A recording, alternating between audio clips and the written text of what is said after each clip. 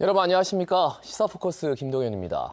한반도를 둘러싼 정세가 정말 시시각각으로 변하고 있습니다. 남북미가 정상회담을 했는데 북한이 단거리 미사일을 쏘고 일본이 경제 보복을 하고 미중 무역 갈등이 심화되고 하나부터 열까지 여기저기서 사건이 터지기 때문에 연일 뉴스 따라가기조차 좀 힘든 것 같습니다. 이렇게 얽히고 설킨 이 국제관계 어떻게 풀어가야 할까요? 세 분과 함께 말씀을 나누겠습니다. 자, 먼저 조경근 경성대 윤리교육학과 교수입니다. 안녕하세요. 이어서 차창훈 부산대 정치외교학과 교수입니다. 반갑습니다. 자, 끝으로 진희관 인제대 통일학부 교수입니다. 안녕하십니까. 자, 앞서도 말씀드렸습니다만 요즘처럼 국제뉴스 따라가기가 힘든 적이 또 있었을까 싶을 정도로 정말 다양한 뉴스들이 한꺼번에 계속 쏟아지기 때문에 지금 이렇게 요동치는 이 한반도 정세 어떻게 보고 계시는지 일단 여쭙고 넘어가겠습니다. 조 교수님, 말씀 좀 할까요? 네, 우리가 사자성어를 알기는 했는데 딱 적당하게 사용할 시기가 없었던 것이 내후외환이라고 하는 것 같아요. 예. 지금이 바로 그런 시기인데 사실은 우리 여기 있는 다른 두 분도 마찬가지지만은 저희들처럼 국제정치를 공부하는 사람들은 한 20여 년 전부터 소위 말하는 구한말이 재현될 가능성이 높다 이런 이야기를 했었거든요. 예. 그래서 지금 현재 벌어지고 있는 그런 상황이 바로 그런 상황이 아닌가 싶고요. 다만 이제 조금 더 차분하게 또 정부는 치밀하게 전략과 또 계산을 해야 되는 그런 시기다 그런 생각을 합니다. 예, 알겠습니다. 차 교수님, 지금 어떻게 보고 계시는지 여쭤볼까요? 네.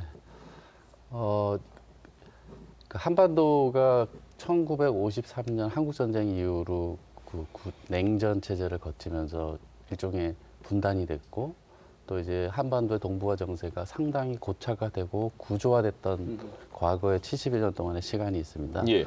그 시간이 국제 정세의 어떤 구조가 지금 조금씩 판이 지각이 흔들리면서 해체되는 그리고 앞으로 어떻게 전개될지 굉장히 중요한 시기가 오고 있다라는 생각이 듭니다. 예, 그만큼 뭔가 지각 변동이 있고 거기에 이제 적응을 해야 되는데 글쎄요.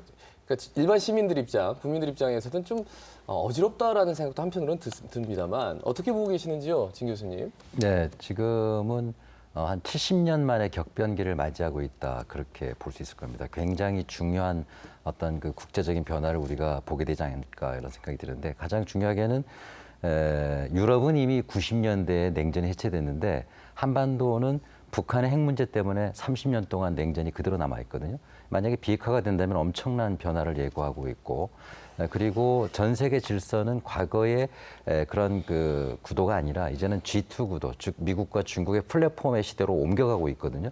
그런 격변기에 있는데 북한의 비핵화가 완성이 되는 순간 완전히 태평양 질서는 바뀌게 된다라는 그런 시점에서 여러 나라들이 굉장히 자국의 이익을 위해서 고민하고 있는 그런 흔적들이 보이는 것 같습니다. 예, 그럼 하나하나씩 좀 풀어가 보겠습니다. 일단 일본의 경제 보복 얘기하기 전에 그 시발점이 됐던 남북 간에 어쨌든 평화 기조가 유지되는 것 같은데 그리고 남북미 정상회담도 했단 말이죠. 근데 북한에서는 미사일을 쏩니다. 이걸 어떻게 받아들여야 될까요?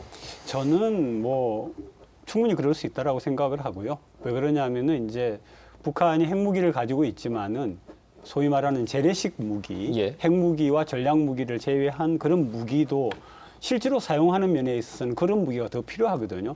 핵무기의 사용은 그야말로 불가능할 정도로 마지막 수단이기 때문에 그렇다면 북한 같은 경우에 재래식 무기들을 만들어 놓았는데 예. 그 무기들을 테스트를 해야 될 거 아닙니까? 근데 시기를 굉장히 북한 입장에서는 잘 잡은 거죠. 지금과 같은 시기를 잡음으로써 미국이 지금 북한에 대하여서 막 이렇게 비난을 하거나 야단치거나 제재를 가중시키지를 않고 예. 오히려 트럼프 대통령 같은 경우에는 그럴 수도 있지라고 하는 넘어가는 그런 그러게요. 시기를 잡았다라고 하는 거고요. 다만 이제 한국 입장에서는 좀 난감한 것이 지금 쏘고 있는 것들이 다 단거리 혹은 길어봤자 중거리이기 때문에 이게 이제 결국은 대상이 한국 그렇죠. 그리고 이제 사용한다고 하면 일본 정도가 정도. 해당이 되는 거죠. 그래서 저는 결론적으로 말씀드리면은 북한은 전략 전술의 선택에 있어서는 어떤 면에서는 우리 한국보다 좀 낫지 않나 하는 그런 우스개 비슷하지만 좀 우스개라고 말하면 좀 진지하지 않으니까 그런데 그런 생각을 하고 있습니다. 예, 그만큼 좀 외교적으로 아주 효과적으로 지금 대응을 하고 있다라는 판단이신데 어떻게 보세요? 네, 지금 북한이 미사일 발사체를 7차례 쏘지 않았습니까? 저는 이제 북한의 의도를 그냥 간략히 3가지 정도가 있다고 보여지는데 첫 번째는 조 교수님 말씀해 주신 것처럼 북한이 재래식 무기를 개발하고 내부의 군사력을 증강하는 요인이 있고요. 두 번째는 이제 내부 무마용이 좀 있는 것 같습니다. 그러니까 미국과의 비핵화 협상을 앞두고 예. 그 핵 문제를 미국과 협상하기 위해서 내부의 불만이나 있을 수 있는 것들을 좀 다지는 차원이 있는 것 같고 예, 예. 두 번째는 마지막으로 세 번째는 협상용이 있는 것 같습니다. 예, 예. 그러니까 미국과 협상을 앞두고 이제 미국의 여러 가지 자기들이 던질 수 있는 카드들을 미리 이제 강하게 나가는 거죠. 예, 예. 네. 진 교수님께는 좀 특별하게 특화시켜가지고 좀 여쭤볼게요. 29일에 네. 북한에서 최고인민회의를 했습니다. 예. 그런데 김정은 위원장은 안 나왔어요. 네. 그리고 거기에서 대의원에서 제외하는 이런 결정을 했다고 해요. 네. 그게 국무위원장을 좀 더 권한을 강화했다. 네. 그리고 일련의 행동들을 어떻게 보고 계시는지 네. 좀 포함해서 좀 말씀해 주시면 아, 고맙겠습니다. 그래요? 예. 미사일 얘기를 준비를 하고 있었는데 또 다른 질문을 주셨는데 포함해서 해주십시오. 예, 우선 그 두 분께서 너무 잘 정리를 해주셔서 크게 덧붙일 건 없는데 재밌는 거는 그 유엔 안보리의 규정 2항에 보면은 탄도 미사일 기술을 금하고 있거든요. 근데 북한은 이번에 방사포하고 그다음에 단거리 미사일을 보면 탄도 미사일과 순항 미사일 기술이 합쳐진 미사일을 쐈거든요. 예. 방사포조차도 조종이 가능한. 그렇다면 이 순항 미사일은 국제 규범상 미사일로 보지 않고 비행기에 폭탄이 들어있는 것으로 간주를 합니다. 예, 예. 완전히 다른 성격이에요. 그래서 탄도 미사일이 아닌 걸 쐈기 때문에 트럼프 대통령은 위반이 아니다라고 하고 있고 또 아베 총리는 위반이라고 하고 있는데 그렇죠. 둘 다 이야기가 맞을 수도 있고 틀릴 수도 있는 매우 절묘한 그런 선택이다라고 볼 수가 있고요. 예. 근데 어쨌든 뭐 말씀하셨듯이 그런 그 두 분 말씀이 상당히 동의가 되고 또 한 가지는 그 오늘 또 발표가 그 최근에 발표도 있었고 또 얼마 전에도 발표 있었습니다만은 우리나라 국방부가 예. 내년 국방비를 50조 원 이상으로 지금 책정을 했습니다. 그리고 국방 중기 계획이 발표됐는데 5년마다 발표되거든요. 2020년 내년부터 24년까지 총 국방비를 290조 5천억 원을 쓰게 되어 있어요. 예. 북한으로서는 도저히 감당하기 어려운 일이라고 볼 수 있습니다. 그러니까 북한이 할 수 있는 것은 북한은 새로운 전투기를 만들 수도 없고 좋은 탱크를 만들 수도 없는데 가장 비교 우위에 있는 미사일 기술을 가지고 방어를 할 수밖에 없는 그런 모습들을 우리가 볼 수 있겠다 이렇게 생각이 되고요. 그다음에 이제 최고인민회의 말씀 주셨는데 지난 4월달 최고인민회의 14기 회의 때 김정은 위원장이 선거가 안 됐어요. 최초거든요. 그러니까 예. 북한 그 정부 수립 이후에 주석 또는 수령이 대의원이 안 된 최초의 일이 이번에 그 14기 1차 회의 때였는데 예. 이게 과연 무슨 일인가 했는데 이번에 법으로 김정은 위원장 즉 국무위원장은 대의원으로 선출되지 않는다라는 것을 이번에 헌법 수정해가지고 넣었어요. 그럼 이게 뭘 말하는가 보면은 아마 그 일종의 자유민주주의 국가의 그 삼권 분립과 유사한 형태. 즉 국가를 운영하는 사람과 국회의 기능은 분리하겠다라는 그런 의도를 좀 읽을 수가 있고요. 예.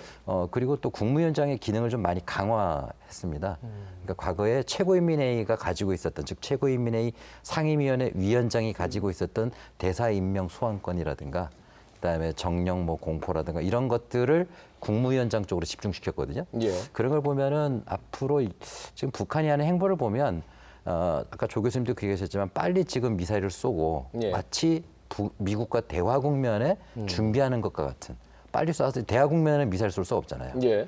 빨리 쏴서 실험을 끝내버리려고 하는 것과 그다음에 외교력을 강화시킨 그 국무위원장의 외교력을 강화시킨 측면 그다음에 대내적으로는 아까 차 교수님 말씀대로 103명의 군 인사 승진을 시켰지 않습니까? 네. 아주 이례적으로 8월에 하는 이런 걸 거예요, 8월에 네. 빨리 진행하는 걸로 봐서는 가을에 뭔가 대화 국면으로 접어들기 위한 사전 정지 작업을 하는 건 아닌가 네.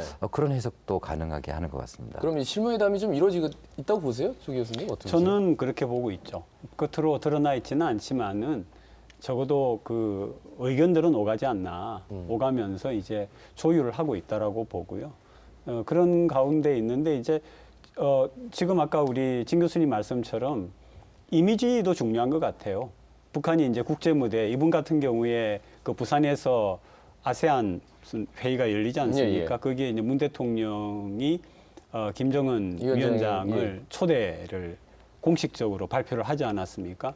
그렇게 보면은 김정은 위원장이 아까 말씀하시는 것처럼 행정과 입법의 기능을 분리시키는 그런 작업도 우리가 그전에 쭉 써왔던 정상국가화라고 하는 그런 그 방향하고도 예. 맞는 것 같고요. 그래서 지금 어쨌든 저도 우리 진 교수님 말씀에 굉장히 일리가 있다라고 생각하는데 현재처럼 이런 상태로 계속할 수는 없고요. 뭔가 좀 타개책이 있어야 되니까 정지 작업을 거의 이제 잘해 나가고 예. 또 미국하고 오가는 그런 디테일한 그런 요구와 예. 또는 그 절충 사이에서 지금 뭔가 가을에는 뭔가가 나타나지 않을까 하는 기대를 갖고 있어요. 그러니까 북한은 사전 정지 작업을 통해서 이제 본격적인 대화 네. 국면을 준비하고 있다. 이렇게 판단하는 게 중론이신 것 같은데. 그런데 이제 일본과 이 지소미아 문제가 걸려서 미국에서 실망했다, 우려스럽다. 이 외교적인 수사로서는 굉장히 강력한 표현을 했단 말이죠. 그러면서 나오는 얘기가 좀 미국에게 안 좋은 시그널을 보낸 것 아닌가? 이런 우려를 하는 측면도 있고요. 우리가 쓸 수 있는 카드다. 이런 얘기도 하는데 차 교수님께 여쭤보겠습니다. 지소미아 어떻게 보십니까? 예, 그러니까 지소미아는 이제 국민들도 이제 이번 일은 다 예, 아시게 다 됐을 알게 거라고 되죠. 보지만 예. 너무 어려운 걸 공부하게 되는 힘든 게 있어요. 근데 이게 이제 아시다시피 이제 일본과의 군사 정보 교류를 위한 것이고 2016년에 박근혜 정부 때 만들어진 겁니다. 예. 그래서 그리고 이것은 일본의 요청에 의해서 북한의 군사 정보적인 동향을 우리 쪽에서 파악할 경우에 일본에 전달해주는 서로 정보를 교류하는 예, 예. 차원이 만들어진 거고 매년 어떤 양국에서 어떤 특별한 의사가 없으면 자동으로 갱신되게 돼 있는 거를 이번에 우리 정부가 일본 한일 관계가 경색이 되면서 하나의 카드로 사용한 것이고 그 이번에 주한 대사인 해리스 그 대사께서 불편한 발언을 좀 했던 것이고 그 발언 내용이 이제 한국 측보다는 일본 측을 좀 편드는 발언으로 우리 정부로서는 해석을 했던 것이고 그래서 우리 정부 입장에서는 주권 국가 아닙니까? 예. 그래서 거기에 대한 그 항의 조치를 취한 것이죠. 그래서 이게 전통적으로 미국의 주 국무부 관료들이나 그 정책 서클 내에서는 한국과 일본의 관계에서 아무래도 일본 쪽을 더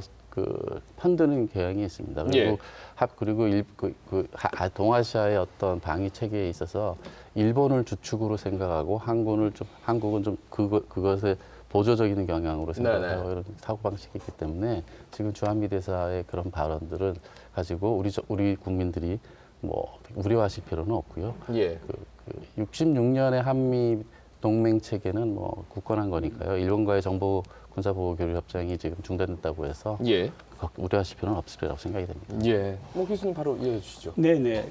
저는 이렇게 생각합니다. 우리가 이제 아까 이야기처럼 한미 동맹 혹은 한미 관계를 이야기하는데 이게 사실은 그런 얘기가 있어요. 그 외교에 있어서 동맹이냐 편승이냐. 예. 그러니까 편승이라고 하는 거는 이제 그 속에 들어가듯이 해가지고 묻어가는 거고요. 동맹은 올라타는 거죠. 네네네. 대등할 수도 있고 조금 차이가 나지만은 그러나 함께 가는 건데 사실 한미동맹이라고 하지만 예. 이게 솔직히 말해서 동맹인가라고 하는 그런 부분이 없잖아 있어요. 있고 그래서 이번에 저는 지소미아 카드 같은 경우에는 저는 조금 달리 봅니다.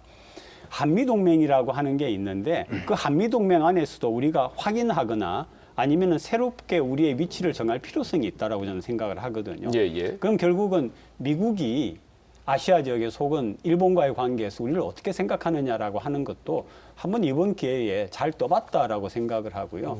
역시 그렇구나라고 예. 하는 게 한 가지 제가 예를 하나 더 들면은 트럼프 대통령이 또 SNS 말 한마디 하면서 주한미군이 32,000명이라고 이야기를 했어요. 지금 우리 한국이 공식적으로 알고 있던 주한미군은 28,000명입니다. 예. 4,000명이 언제 들어온 거예요.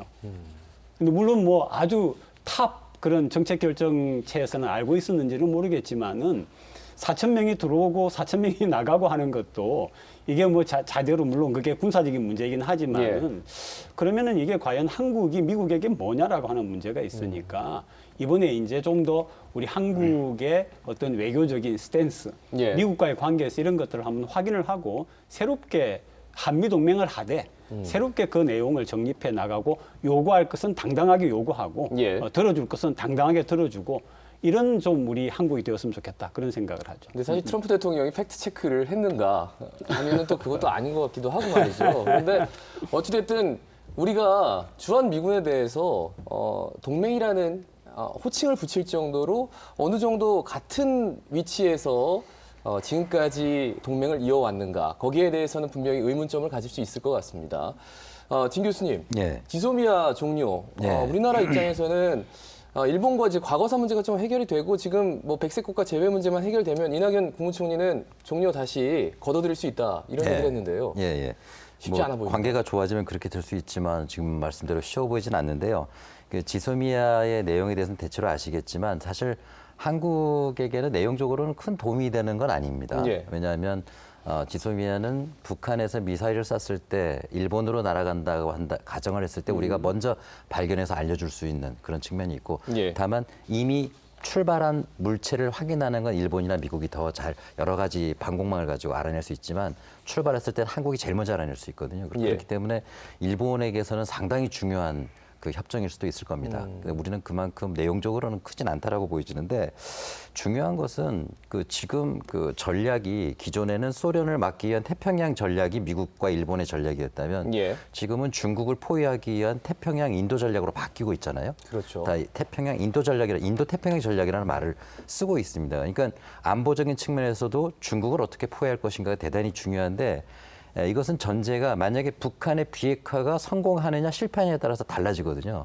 북한이 비핵화를 실패하게 될 경우에는 지금의 냉전 구조가 그대로 유지되고 중국을 견제하기 위해서는 한일 간의 지소미아는 미국이 볼 땐 대단히 중요한 전략 자산이 되는 거죠, 이게. 예, 예. 그런데 만약에 북한의 비핵화가 성공하게 되면은 지소미아가 아니라 그 당시에 그렇게 되면 새로운 군사 협정이 필요하거든요. 예. 이것은 그 당시 그렇게 되면은 한미일이 아니라 한미일 플러스 북중러의 여러 나라들의 협동 안보 체계로 넘어가야 되는 그런 시점이 오게 되는데 그렇게 되면 지소미아라는 거는 뭐 거의 효용성이 없어지고 완전히 새로운 제도가 들어오게 됩니다. 그러니까 예. 그런 그 큰 그림 속에서 지소미아를 보면은 북한의 비핵화를 해결하지 못했을 경우에 이건 굉장히 중요한 것이다. 이렇게 봐야 되고 만약에 성공하게 된다면 굳이 지소미아 우리가 연연할 필요는 없지 않느냐. 그렇게 얘기할 수 있을 것 같습니다. 예, 한 가지 제가 이제 뭐 이거는 그냥 던지는 생각이에요. 있는데 지금 미국 입장에서 굉장히 중요하게 정리가 돼야 되는 게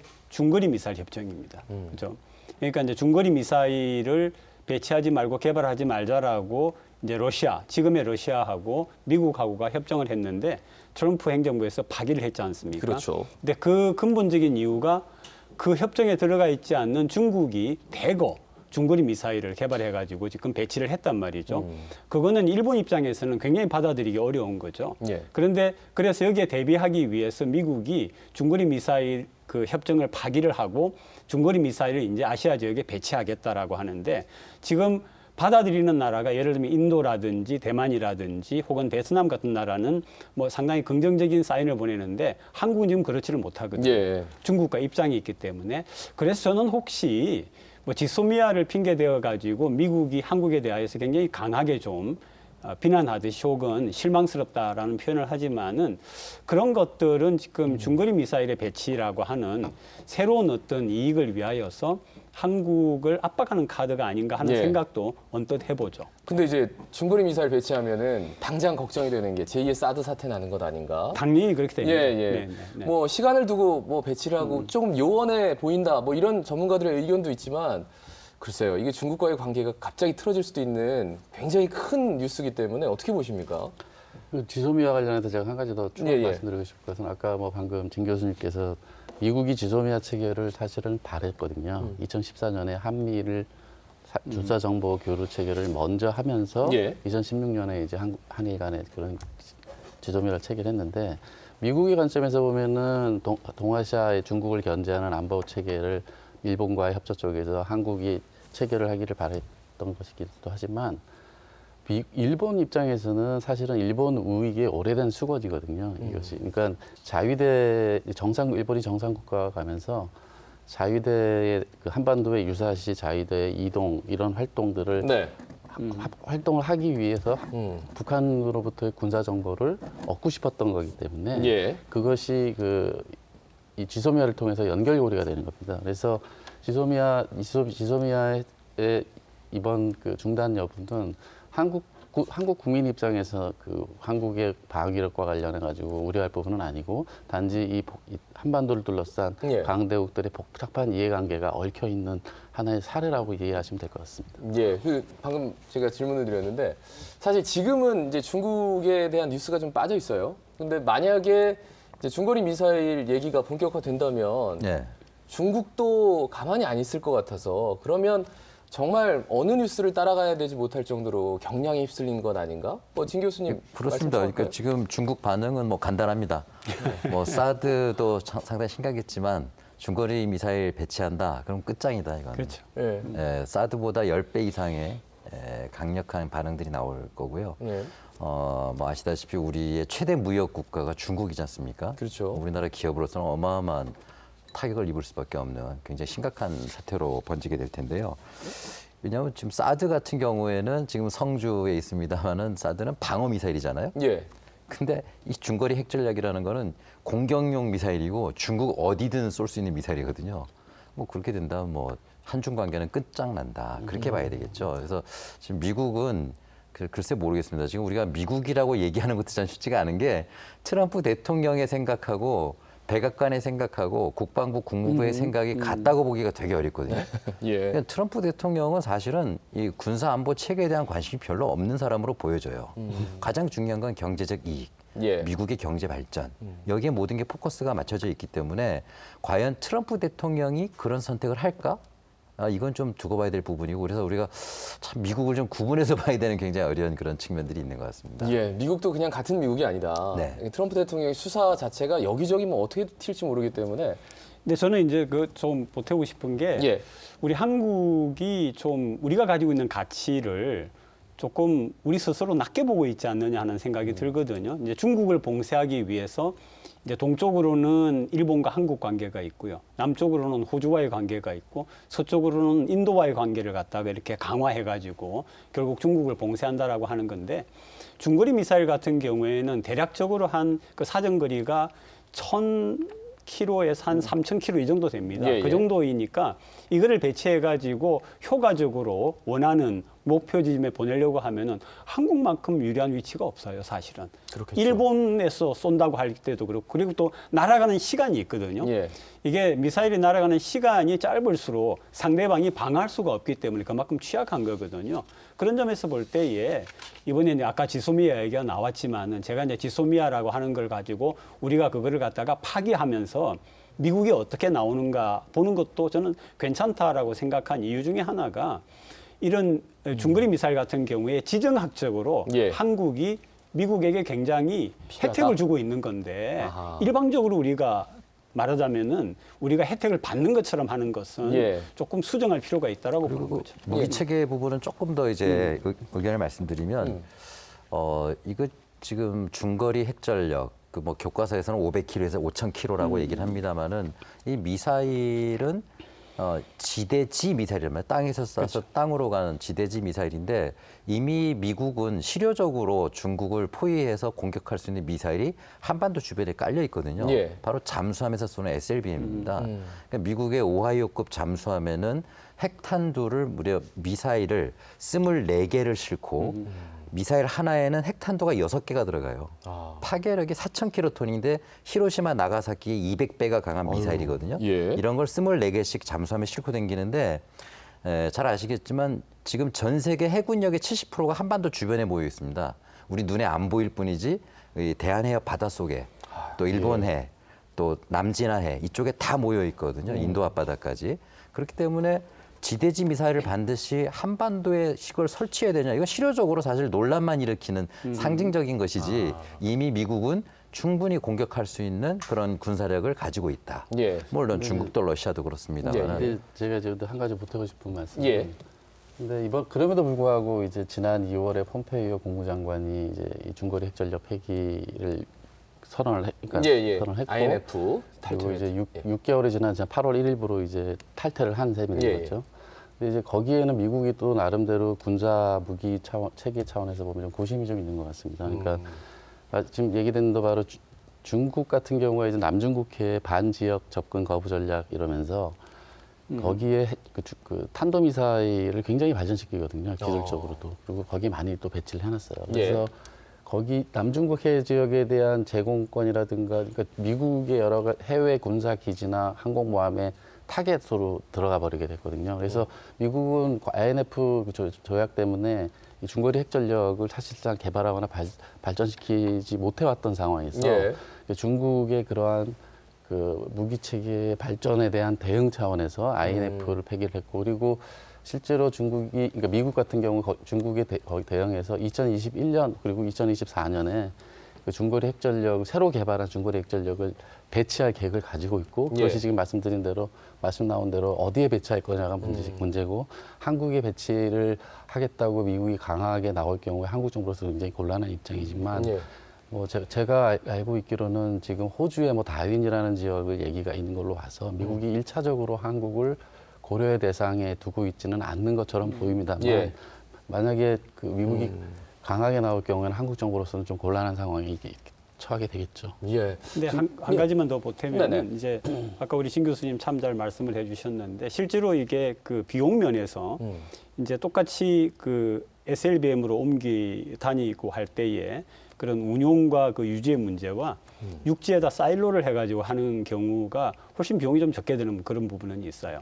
그러니까 그리고 또 훨씬 더 그 강력한 폭발력을 가지고 있는 거를 육지에는 설치를 할 수가 있고 그렇다고 그래요. 그게 보면은 그러니까 SLBM 같은 경우에는 이게 잠수함에 오래 이 병력들이 타고 있어야 되는 그런 문제도 있고 하니까 아마 그래서 INF를 지금 소위 말하는 주변에 있는 국가들의 육지에다가 하겠다라고 강하게 요구를 하고 있는 그런 부분이 있는 것 같아요. 그러니까 말씀의 요를 이제 쭉 따져보면은 INF 그러니까 중거리 핵전력 조약을 탈퇴를 했는데 중국은 이미 계속해서 미국과 러시아의 조약이기 때문에 계속해서 중거리 미사일들을 계속 배치를 하고 있다.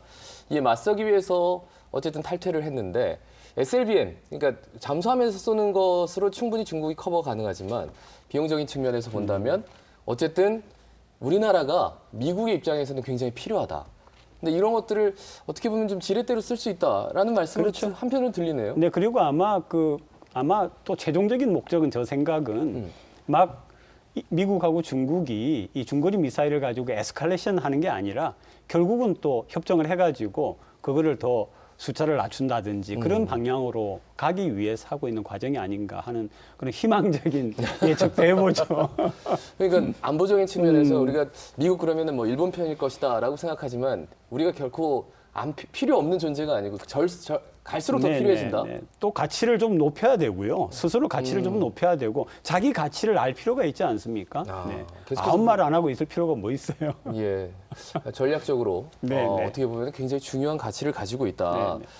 자, 그렇다면 이제 일본과 지금 미국과의 그 사이에서 우리가 어느 정도 동맹으로서 이제 자긍심을 가지고 우리 나름의 이제 외교 전략을 펼쳐 나갈 수 있는 아주 중요한 포인트인데 어떻게 하면 좀 더 확실하게 우리의 모습을 펼쳐 나갈 수 있는지, 우리의 전략을 펼쳐 나갈 수 있을지 이런 것들을 좀 첨언을 해주시면 좋을 것 같아요. 조 교수님 한번 먼저 여쭤볼까요? 그 외교적으로 지금은 조금 그런 구분이 좀 다르게 바뀌었는지 모르지만 미국의 국가 이익에 어떤 나라가 얼마나 중요한가 하는 게 단계가 있다고 합니다. 그러니까 중요하다라고 여기는 단계. 그다음에 매우 중요하다라고 여기는 단계, 그다음에 근본적이다라고 여기는 단계가 있는데 한국은 아마 미국의 국가 이익에 그 이센셜이라고 그러죠. 근본적이다라고 하는 단계에 가 있는 것 같고요. 일본 같은 경우에는 제가 듣기로는 이게 그걸 넘어서서 바이탈하다, 사활적이다라고 하는 그런 단계에 가 있다라고 이미 우리는 알고 있습니다. 제가 이제 생각하는 거는 이제 한국에 아까 제가 계속 그런 말씀을 드리는 거는 한미동맹에 우리가 기대 가야죠. 왜냐하면 지금 주변 강국들이 우리가 따라갈 수 없는 그런 국력을 가지고 있기 때문에 한미동맹은 굉장히 중요한데 그 안에서 우리의 위치를 좀 더 정확하게 잡고 우리가 할 수 있는 것들을 해 나가고 우리가 요구하는 것들 요구해 나가야 되는데 그러기 위해서 저는 찔러보지 않고 뭐가 있는지 상대방의 반응을 보지 않고 어떻게 할 수가 있겠습니까? 그래서 이번 같은 경우에 INF 같은 경우에도 우리가 쓸 수 있는 여러 가지의 카드들이 있다라고 생각을 하거든요. 그런 것들을 얼마나 잘 개발해내느냐라고 하는 것이 정부의 능력이기 때문에 좀 안보나 군사, 외교 전문가들을 모아놓고 예. 또 그런 것들을 좀 치밀하게 좀 연구를 해가지고 외교 대응을 했으면 좋겠다는 생각을 하죠. 예. 차 교수님. 네. 그러니까 모두에도 말씀드렸듯이 지금 동북아 정세가 이제 판 자체가 예. 구조 자체가 이제 흔들리고 새로운 그 판으로 형성을 짜야 되는 그 이행기에 와 있는 예, 상황이고요. 그런 이유 중에 가장 큰 이유 중에 하나가 이제 미중 간의 경쟁이 이제 구조화되고 장기화될 가능성이 크거든요. 예. 그러니까 최근 이제 미국의 정책 서클 가운데 하나인 아시안 소사이어티라는 데서 보고서를 보면은 항로 변경이라는 말을 쓰고요. 항로 변경이. 예, 그리고 미국과 중국 간의 경제를 이제 분리시킨다, 그러니까 디커플링 해야 된다는 보고서가 나올 정도로, 왜냐하면 그 정책 서클은 굉장히 온건한 사람들이 소속된 서클이고, 과거에 90년대 중후반에 클린턴 정부가 대중 관여 정책을 했던 때 기여했던 사람들이 지금 예. 현재는 미중 간의 전략적인 경쟁을 해야 된다라고 이제 강하게 주장하고 있기 때문에 지금 예. 워싱턴의 분위기는 미중 간의 이제 본격적인 이제 경쟁이 지속이 된 거라고 봅니다. 그런 의미에서 보면은 한반도가 미중 간의 갈등이 이제 지속화될 것이고, 거기에서 한국이 어떤 포지셔닝을 해야 되는 문제가 가장 큰 문제인 것 같습니다. 예. 근데 지금 크게 보면은 이제 이제 비핵화 문제가 가장 큰 문제인데요. 예. 비핵화 문제가 북미 간의 협상이 잘 이루어질 수 있도록 노력하는 게 이제 우선적인 문제인 것 같고요. 그다음에 그랬을 때 비로소 한국 정부의 운신의 폭이 커질 것 같고요. 예. 그리고 남북 그리고 북미 간의 평화 모드를 조성함으로써 미중 간의 경쟁 구도를 완화시키는 새로운 안보 틀을 만드는 것이 가장 큰 일이고, 그 과정에서 물론 조 교수님 말씀하신 것처럼 뭐 찔러보는 외교도 필요하겠지만 여러 가지 외교적인 모색들이 예. 필요할 것 같습니다. 근데 단순히 누구만 바라보고 해바라기처럼 해서는 지금 이 문제를 해결할 수 없다라는 말씀으로 들리는데요. 진 교수님도 한 말씀 네, 해주실까요? 차 교수님 굉장히 중요한 지적을 해주셨는데요. 어쨌든 지금 세계는 투 플랫폼 체제로 지금 바뀌고 있는 거거든요. 다시 얘기하면 우리 G2라고 늘 얘기했습니다만, 이제 미국과 중국이 주도하는 그런 플랫폼을 거치지 않으면 안 되는 지점에서 우리는 과연 어떻게 운신을 해야 되느냐, 이렇게 지금 바뀌고 있어요. 예. 지금 우리는 뭐 5G 시대에 살고 있다고 얘기하지만 이미 중국은 6G 연구가 거의 끝난 상태거든요. 예. 그러니까 중국의 6G가 앞으로 중국의 15억 인구와 값싼 걸 원하는 인도의 10억이 넘는 인구, 예. 또 중동의 친중 국가들, 이러한 엄청난 중국 플랫폼을 이용하는 지구의 절반 이상을 중국 플랫폼을 이용하도록 만든 시대로 바뀌게 된단 말이에요. 예. 그러니까 지금 미국이 원하는 건 가급적 이것을 막을 수는 없되 어떻게 하면 늦출 수 있느냐가 이제 미국의 전략이 아닌가, 그렇게 보여집니다. 늦추는 만큼 미국으로 이익이 가는 거기 때문에. 네네. 그런데 우리가 생각해야 될 게, 그렇다면 우리가 경제 발전을 우리가 앞으로 해나가야 되는데, 예. 이제 선진국들이 1년에 성장률이, GDP 성장률이 1% 넘기가 어려운 시대로 이미 접어들었지 않습니까? 그렇죠. 우리도 간신히 2%를 넘고 있는데, 경제 발전을 할 것인가 하는 부분하고 기존의 안보 틀을 그대로 쓸 것인가, 굉장히 충돌되는 부분이거든요. 예, 예. 기존에는 한미일이지 않습니까? 그러나 경제는 소련, 러시아도 중요하고 중국, 특히 중국 굉장히 중요하고요. 우리가 적대적인 국가들하고도 이제는 그렇게 경제 관계를 맺어야 되는데, 기존의 안보 틀을 그대로 고집하면서 이걸 하려면 우리한테 굉장히 힘든 일이 생기겠죠. 그래서 차 교수님도 지적하셨습니다만, 지금 우리한테 혈맥을 막고 있는 북한의 핵 문제, 이 비핵화가 해결될 경우에는 상당히 많은 부분이 해소될 가능성이다. 즉 기존의 안보 틀이 해소되기 때문에. 예, 예. 그러면 우리가 경제 발전 전략, 평화 경제론이라는 게 아마 거기서 나온 걸로 생각하고 있는데, 그런 전략으로 나갈 수가 있겠죠. 예, 그렇기 예. 때문에 한반도 문제는 단순히 남북한과 한반도 체제로 끝나는 게 아니라 예, 예. 굉장한 동아시아 태평양의 질서를 긍정적으로 바꿔나갈 수 있는, 그리고 예. 우리의 운신의 폭을 굉장히 넓혀줄 수 있는 그런 중대한 계기가 될 수 있다, 그렇게 보이십니다. 근데 이제 이게 여담입니다만, 그렇다면 이런 운신의 폭을 넓혀가는 한반도를 볼 때 일본이 기존의 이제 안보 틀에서 봤기 때문에 뭐 경제 보복이다, 백색 국가 제외다, 이런 어떻게 보면은 조금 자충수를 둔 게 아닌가? 세 분 말씀을 종합해 보면 그런 생각이 들어서요. 뭐 일본의 판단은 어떻게 보십니까? 그리고 앞으로 일본과의 관계는 뭐 좀 장기화될 것 같다, 이런 판단들이 좀 많던데요. 일본이 굉장히 걱정하는 거는 남북 관계가 잘 풀리는 게 아닌가 싶어요. 예, 예. 네, 사실 일본은 우리 한민족에게 한 그 나쁜 짓도 있고 하기 때문에, 특히 이제 제가 20년 전에 어느 국제 회의에 갔더니 그때 이제 한참 그 북한이 핵무기를 개발한다 이런 얘기가 나올 때였거든요. 예. 일본에서 온 대표가 단박 그 공개석상에서 하는 얘기가 북한의 핵이 곧 남한의 핵 아니냐라고 이야기할 정도로 그렇게 그 일본이 일본 사람이. 네네 예, 예. 일본의 그 외교관이었는데 네네. 그게 20년도 넘는 그 전에 그런 그 발언을 했다라고 하는 거는 일본의 그 정책 결정자들의 마음 속에 이 남북의 통일이라든지 예. 남북의 경제가 합쳐져 가지고 세계의 경제에서 굉장히 1, 2, 3, 4, 5 이 순위 안에 들어가는 이런 것들에 대하여서 굉장히 걱정을 좀 많이 하고 있다라고 봅니다. 그래서 단순히 일본이 지금 우리 한국에 대해서 가지고 있는 거는 어떤 뭐 안보적인 이런 것도 있지만은 예. 사실은 미국이 중국을 견제하는 것처럼 일본도 지금 현재 한국이 따라오는 것을 견제하고 있다라고 특히 이제 반도체의 부분에서 예. 예, 그런 걱정을 하죠. 그래서 어느 때보다 우리 진 교수님 아까 정리를 잘 해주셨는데 지금 사실은 어느 때보다 치밀하게 잘 계산해야 되는 그런 그 시기에 와 있는데 이제 우리 전문가 입장에서 걱정하는 거는 우리 정책결정팀에서 얼마나 많은 자료와 정보를 가지고 그것들을 분석하고 있느냐 하는 그런 부분에서 좀 걱정이 되는 거죠. 예. 뭐 차 교수님. 네, 뭐 열심히 잘 해주고 있지 않겠습니까? 기대해도 라고 되는 기대를 하는 기대는 해보고. 예, 예. 근데 뭐 팁이 될 수 있다면 뭐.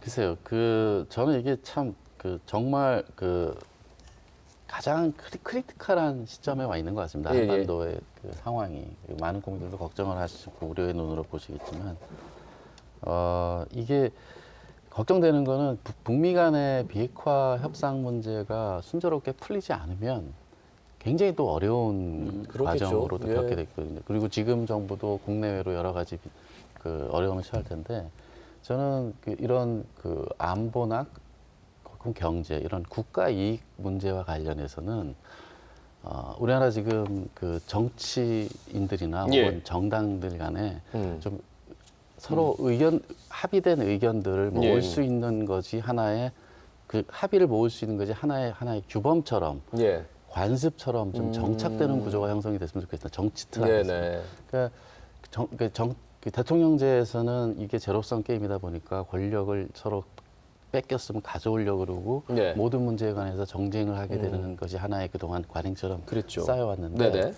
국제 정세를 둘러싼 국가의 문제와 관련해서는 아하. 여야가 서로 합의해서 서로 한 목소리를 내고 또 국민들은 거기에 또 힘을 실어줄 수 있는 이런 풍토가 자리 잡는 것이 굉장히 큰 중요한 일이라고 생각이 됩니다. 그러니까 한반도에 지금까지 이제 우리 국내 정치를 보면 뭐 어떤 정책을 외교 정책을 하더라도 이제 야당은 일단 반대를 하고 여당은 뭐 그걸 또 엎기 위해서 또 직진을 하고 이렇게 해서 이제 반목하는 모습. 하지만 이번 기회를 통해서 한 단계 좀 업그레이드되는 국내 정치, 특히나 외교적으로 중요한 문제에 대해서는 중요한 지적인 것 같습니다. 그런 부분에서 언론의 역할도 굉장히 중요해요. 예, 예. 언론은 싸우는 것 보도하기를 굉장히 즐겨하는데 예. 그게 아니라 좀 방향을 제대로 좀 제시를 해가지고 예. 옳은 얘기를 확실하게 밀어주는 그런 언론이 돼야죠. 예, 옳은 얘기를 확실히 밀어준다. 이게 참 힘든 일입니다. 그런데 이 중립을 지키는 언론으로서 진 교수님. 예, 뭐 다들 좋은 말씀해 주셨는데 특히 북한의 비핵화 문제하고 한일 관계 이런 문제들은 좀 여야가 같은 목소리를 좀 낼 수 있으면 좋겠다. 이런 기대를 좀 가져봅니다. 예. 쉽진 않겠지만 왜 그런 거 아니 그런 얘기를 합니다. 일본이 지난 2월이죠. 하노이에서 북미 간의 노딜로 끝났을 때 굉장히 안심했다. 그렇죠. 그런데 6월 30일 날 판문점에서 남북미가 만났을 때 아베 정권은 아주 그냥 아주 걱정하는 예, 그런 예. 분위기로 바뀌었다 그런 이런 뉴스가 얘기를 많았죠. 이런 예. 얘기를 하거든요. 왜냐하면은 일본이 지금 이렇게 한국 문제를 갈등 관계를 일으킨 이유가 뭐냐면 북한 문제가 해결됐을 경우에 세계 질서가 바뀌면 일본의 위상이 달라지는데 아까도 말씀드렸습니다만 과거 샌프란시스코 조약 이후에 일본을 뒤에서 후견했던 미국과의 관계가 바뀌어버리는 거거든요. 그러니까 지금 일본이 독도 문제 일으키고 러시아와 북방 사개선 문제 일으키고 중국하고 다오다이 그 일본 말로 센카쿠열도 문제를 일으키고 이렇게 다니는데도 미국이 가만히 있잖아요. 왜 그러냐면 그만큼 샌프란시스코 체제는 미군의 일본의 주둔을 보장하는 조건으로 일본에게 양해해 주는 게 굉장히 많은 거거든요. 그렇죠. 그러니까 풀리지 않는 거거든요, 이게. 근데 만약에 이 체제가 즉 비핵화를 통해서 이 체제가 바뀌게 되면 일본은 더 이상 뒤에서 봐주는 후견자가 없어지게 되고 그렇게 되면 지금 유럽에서는 독일이 철저하게 사과를 하고 전범들을 처리하지 않습니까? 일본이 하지 않는 이유는 모든 걸 덮어두고 소련을 막기 위한 체제로 샌프란시스코 체제를 45년 이후에 만들어 놓다 보니까 지금 일본이 지금 이렇게 그 여러 가지 좌충우돌하는 거거든요. 그래서 지금 한국 문제도 지금 이렇게 된 것도 역시 그 비핵화 이후에 일본이 처할 상황에 대해서 일본의 보수, 일본도 또 아베하고 일본을 또 한꺼번에 다 같이 얘기하기는 어려운데 이 아베 정권과 같은 그 극우 세력들은 굉장히 싫어하는 그런 상황이다. 그래서 이번에 한일 문제 같은 경우에는 진짜로 여야가 이걸 한 목소리로 철저하게 일본한테 대하고 물론 이제 냉정하게 또 합법적으로 합리적으로 해야 되겠지만 뭐 그런 좀 모습을 보였으면 하는 기대를 좀 갖습니다. 예, 뭐 교수님. 근데 일본이 좀 잘해야죠. 사실은 그죠. 뭐 길게 볼 적에 남북한의 관계가 풀리지 않겠습니까, 그죠? 우리가 중장기적으로 볼 때에 그러면은 그때 가가지고 하는 게 아니라 뭔가 좀 동북아에다가 다자 평화 내지는 안보 체제를 구축하는 그런 좀 미래지향적인 생각을 일본이 했으면 좋겠어요.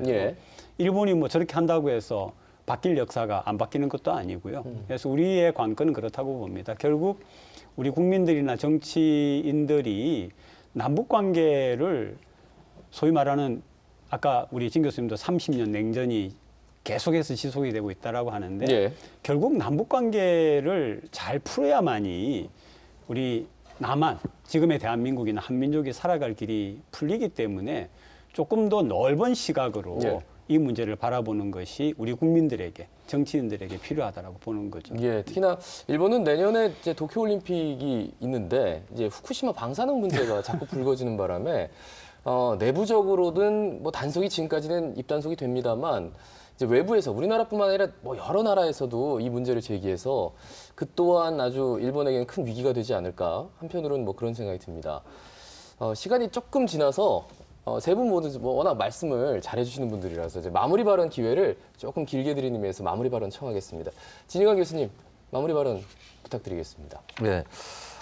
지금은 뭐 비핵화 문제도 대단히 중요하고 당장 지금 한일 문제를 어떻게 풀어야 될 것인가 하는 부분도 굉장히 중요한데요. 어쨌든 우리는 일본에 다시는 아베 정권과 같은 정권이 나오지 않도록 일본은 거꾸로죠. 가급적 한국의 친일 정권이 나오기를 일본은 바라고 있고 우리는 아베와 같은 극우 정권이 다시는 나오지 않도록 하기 위해서는 일본과 협력을 잘해야 된다고 봅니다. 그러니까 일본 정부와 협력하라는 게 아니라 일본의 시민사회단체, 건강한 일본 시민사회단체가 분명히 존재하거든요. 그분들과의 여러 가지 교류를 해야 되고 이거는 일본만이 아니라 앞으로 미국하고도 마찬가지예요. 미국의 국무부나 백악관 정보를 보면은 저희가 볼 때는 굉장히 수준 낮은 정보들이 많습니다. 이 이야기는 우리가 기존의 외교를 통해서도 노력해야 되겠지만 1.5 트랙이나 시민사회의 공공 외교도 굉장히 중요하다. 반관 반민의 접촉을 통해서 우리의 입장과 정보를 정확히 알리고 그리고 시민사회단체 교류도 적극 지원해서 민간 외교를 통해서 그 정서들을 한국을 이해하는 정서 그리고 이것이 자국에게도 손해가 아니라는 것들을 잘 일깨워줄 수 있는 그런 복합적인 외교적인 노력도 밑바탕에 깔고 들어가야 되지 않겠느냐 그런 말씀을 드리고 싶습니다. 단순히 미국 그러면 일본과 워낙 교류도 많이 하고 일본이 돈을 많이 쓰기 때문에 우리가 민간 교류를 한들 어떤 소용이 있겠어 하기보단 일단은 뭐 조 교수님도 앞서 말씀드렸지만 찔러 봐야죠. 그래서 민간 교류도 늘리고 우리에 대한 인식도 좀 바꾸게끔 만들 필요가 있다. 이번 기회를 통해서. 차 교수님. 네. 우리 국민들이 되게 힘들어요. 그렇죠. 생업도 힘드시고 그리고 또 뭐 지소미아 같은 어려운 그 용어도 이해하고 하셔야 되는데 그러니까 그 한편으로는 굉장히 또 걱정도 많이 하시라고 생각이 됩니다. 왜냐하면 지금 저희가 살고 있는 시대가 국제정세적인 차원에서 보면은 질서가 해체되고 새로운 질서가 정립되는 시기이기 때문에 여러 가지 혼란스러운 상황들을 접하시게 되는데 좀 더 긍정적인 생각을 가지고 새로운 질서를 어떻게 모색해야 될까를 이제 정부도 그리고 이제 시민들도 고민을 하면서 걱정을 해야 될 것 같습니다.